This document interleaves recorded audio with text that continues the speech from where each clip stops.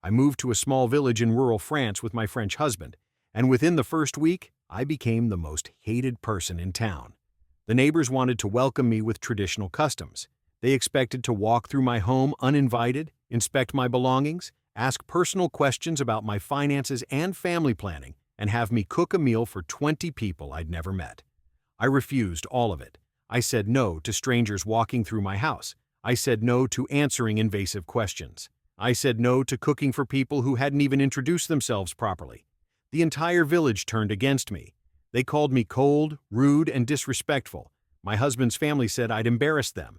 The mayor's wife told me I'd never be accepted now, but I stood my ground because what they called tradition, I called a complete violation of privacy and boundaries. This is the story of how I became the American villain of a French village for refusing to let strangers invade my life in the name of hospitality.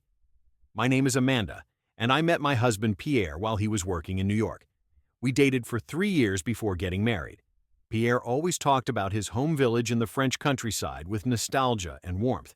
He described it as a tight-knit community where everyone knew and cared about each other. It sounded charming. After we got married, Pierre wanted to move back to be closer to his aging parents. I agreed, thinking it would be an adventure living in rural France. The village had maybe 200 people. Everyone knew everyone's business. There were no secrets, no privacy, and apparently no boundaries. Pierre tried to warn me that village culture was different from city life, but I didn't understand what that meant until we arrived. The day we moved in, before we'd even unpacked the truck, neighbors started appearing at our door. Not to say hello and leave. They wanted to come inside, all the way inside. The first visitor was Madame Dubois, an elderly woman from across the street. She knocked, didn't wait for us to answer, and walked right in. She started walking through our empty house, room by room, opening closets, checking the bathroom, examining the kitchen. I stood there in shock. Pierre seemed uncomfortable but didn't say anything. When I asked what she was doing, Pierre said it was tradition. New residents have an open house so neighbors can see the space and welcome them properly. I said we weren't ready for visitors and hadn't unpacked yet. Madame Dubois looked offended. She said in broken English that she was offering a traditional welcome, and I was being rude to refuse. I tried to be polite but firm. I said we'd love to have people over once we were settled, but right now we needed privacy to unpack. She left in a huff, and I could hear her talking to other neighbors outside. Pierre looked stressed. Over the next 2 days, more neighbors tried to do the same thing. They'd knock and immediately try to walk in, expecting a tour of our home. Some brought small gifts, but the gift came with an expectation of access to our entire house. I kept politely declining. Each refusal made people more offended. By day 3, I could feel the village turning against me. The mayor's wife, Madame Laurent, came by with what Pierre said was an important visit. She brought a bottle of wine and a formal invitation to a welcome dinner at the community hall. But first, she wanted to tour our house. She said it was essential village tradition that established community members see how new residents set up their home. It helped integrate us into village life. I said no thank you. We value our privacy. Her face went cold. She said privacy wasn't a value in French village culture. Community was the value. By refusing the welcome traditions, I was rejecting the community itself. I tried to explain that in American culture, having strangers walk through your home uninvited is deeply uncomfortable and inappropriate.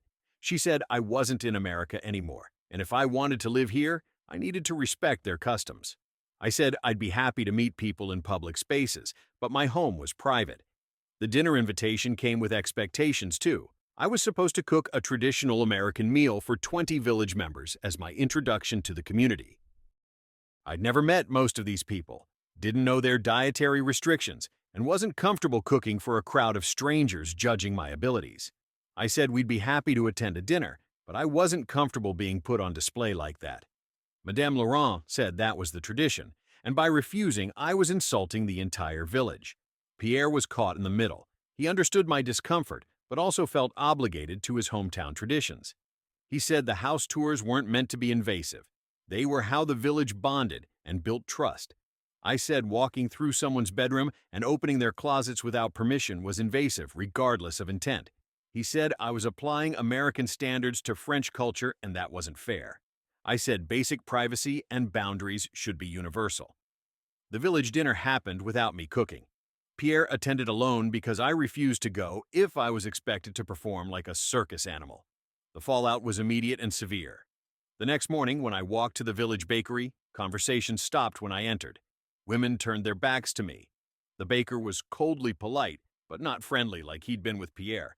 I'd become persona non grata for refusing to let strangers invade my home and demanding basic boundaries.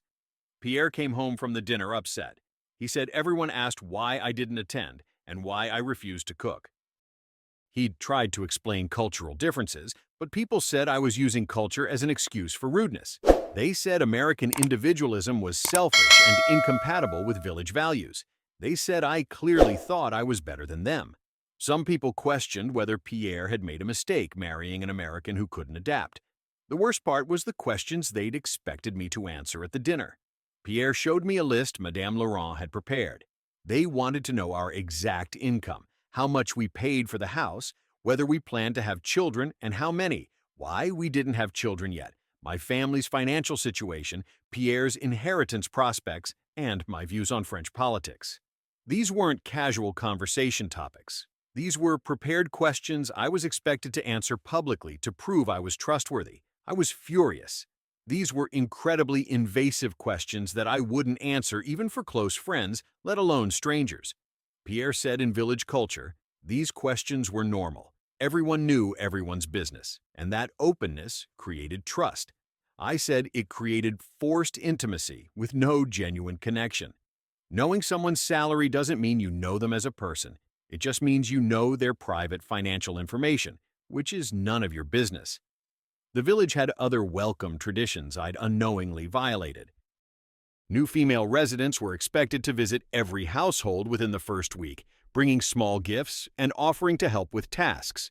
This showed humility and willingness to integrate. I hadn't done this because nobody told me, and frankly, I wouldn't have anyway. I'm not going door to door offering to do chores for strangers to prove I'm humble enough to live here. Another tradition was attending daily coffee at Madame Dubois' house for the first month. All village women gathered there every morning. Missing coffee was seen as antisocial and suspicious. I'd been invited once, declined because I was unpacking, and never went. This was taken as a major insult. Pierre's mother came to visit and lectured me about my behavior. She said I was embarrassing Pierre and making his life difficult. She said village acceptance took time and required participation in traditions, even if they seemed strange. I said the traditions violated basic privacy and boundaries, and I wasn't going to compromise on that. She said American obsession with privacy was cold and antisocial. French culture valued openness and community over individual comfort. I asked if she'd be comfortable with strangers walking through her bedroom and asking about her finances. She said it wasn't strangers, it was community. And yes, she was comfortable, because that's how you build trust. I said I build trust through gradual relationship building over time, not forced disclosure. She said that was why Americans were lonely and isolated compared to French village life. The tension escalated when I refused another tradition. Village women were expected to help each other with intimate personal matters. When someone was sick, neighbors came in to clean, do laundry, and help with bathing if needed. When someone gave birth, neighbors took shifts staying overnight. This level of involvement was standard. The problem arose when Madame Dubois had surgery, and I was expected to help with her personal care. I'd met this woman 3 times, and now I was supposed to help her bathe? I said no. I offered to bring food or run errands, but I wasn't comfortable with intimate personal care for someone I barely knew. The village was scandalized. Pierre defended me this time. He agreed that expecting me to provide intimate care for someone I didn't know well was too much. His defense of me made things worse. Now the village saw him as corrupted by American individualism, abandoning French values for his American wife. His mother cried and said she was ashamed. The social isolation became severe. When I walked through the village, people actively avoided me. Shopkeepers were coldly professional. Nobody smiled or greeted me. Children were told not to talk to me. I was completely frozen out. Pierre was still accepted because he grew up there, but even he faced judgment for marrying me. I started researching French village culture to understand if this was normal or if this village was extreme. I found that yes, rural French villages often have very different privacy norms than urban areas or American culture. The house tours, Personal questions and communal involvement in private matters were legitimate traditions in some areas. But younger generations and city dwellers found these traditions outdated and invasive too. Pierre and I had many difficult conversations. He said maybe we should move to a city where I'd be more comfortable. I said we shouldn't have to move because I refused to let strangers walk through my bedroom. He said for village people, these weren't strangers, they were community. I said, you don't become community by forcing intimacy, you become community by building genuine relationships over time. The breakthrough came when Pierre's cousin from Paris visited. She's a lawyer who grew up in this village but left at 18. She sided with me completely. She said the village traditions were invasive, outdated, and designed to enforce conformity. She'd left specifically because she couldn't breathe under the constant surveillance and forced intimacy disguised as community care. She told Pierre that village culture worked when everyone was born there and raised with those norms. But expecting an outsider, especially an American, to immediately submit to having no privacy was unreasonable. She said the village used tradition to control people and punish anyone who didn't conform. Her validation helped Pierre see my perspective more clearly. He started questioning whether these traditions actually built community or just enforced social control. He admitted that growing up, he'd always felt watched and judged. He couldn't make mistakes privately. Everyone knew everything, and that pressure was why he'd left for Paris and eventually New York. We decided on boundaries we'd enforce together. No unannounced house tours. We'd invite people over on our terms. No answering invasive financial or personal questions. No participation in intimate care for people we didn't know well. We'd offer help in ways that felt appropriate to us. Pierre presented these boundaries to the village as a united front. The reaction was predictably negative. The mayor said we were destroying village unity. Madame Laurent said we were bringing American antisocial behavior to France. Pierre's mother said we were teaching the village that traditions don't matter. But Pierre stood firm. He said traditions should bring people together, not force them into uncomfortable situations. Real community respects individual boundaries while fostering connection. Slowly, some younger village members started agreeing with us privately. A woman my age admitted she'd always hated the house tours, but felt she couldn't refuse. A young couple said they'd shortened their welcome period because the daily coffee commitment was unsustainable. Pierre's defense of boundaries gave others permission to question traditions they'd quietly resented. The village remained divided. Older residents saw us as destructive outsiders ruining their culture. Some middle-aged residents began reconsidering whether all traditions served positive purposes. Younger residents appreciated having someone challenge norms they'd quietly resented. We'd accidentally sparked a generational conflict about tradition versus individual autonomy. A year later, things improved slightly. We'd built genuine friendships with a few people who respected our boundaries. We hosted dinners on our terms, inviting people we wanted to know better. We participated in public village events, but maintained privacy at home. Some people accepted this, others never forgave us. Pierre's relationship with his parents remained strained. They felt he'd chosen me over his heritage and family values. He tried to explain he'd chosen healthy boundaries over forced intimacy, but they couldn't separate tradition from identity. Rejecting invasive traditions felt to them like rejecting his Frenchness and his family. I learned that culture clash isn't always about big, obvious differences. Sometimes it's about fundamental assumptions about privacy, boundaries, and what constitutes community. Americans generally believe privacy is a right, and boundaries are healthy. This village believed openness was a duty, and boundaries were antisocial. Neither perspective is objectively right, but they're incompatible. The hardest lesson was that good intentions don't make invasive behavior acceptable. The village genuinely believed their traditions built strong community. But impact matters more than intent. Even with the best intentions, walking through someone's bedroom without permission violates boundaries. Good intentions don't negate harm. I also learned that tradition isn't sacred just because it's tradition. Every tradition should be examined for whether it serves its intended purpose and respects all people involved. Some traditions are beautiful and meaningful. Others are outdated control mechanisms maintained through social pressure. The village couldn't differentiate because they'd never questioned any of it. Looking back, I don't regret refusing the invasive welcome traditions. I regret that my refusal caused pain and division, but I don't regret maintaining my boundaries.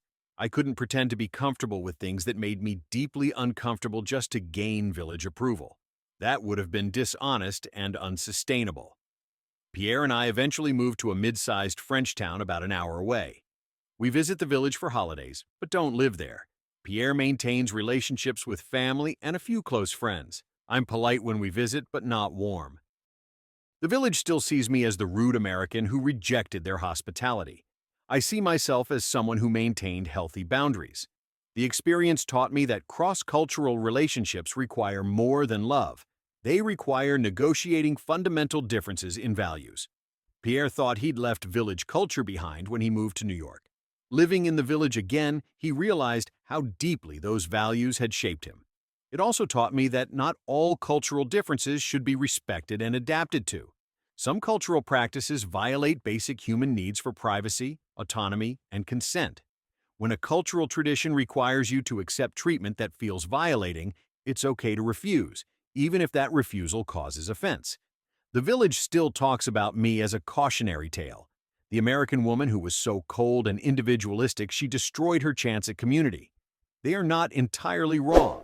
I did destroy my chance at their version of community, but their version required sacrificing privacy, autonomy, and boundaries I wasn't willing to sacrifice. So, yes, I became the villain of a French village by refusing to let strangers walk through my home, and I do it again.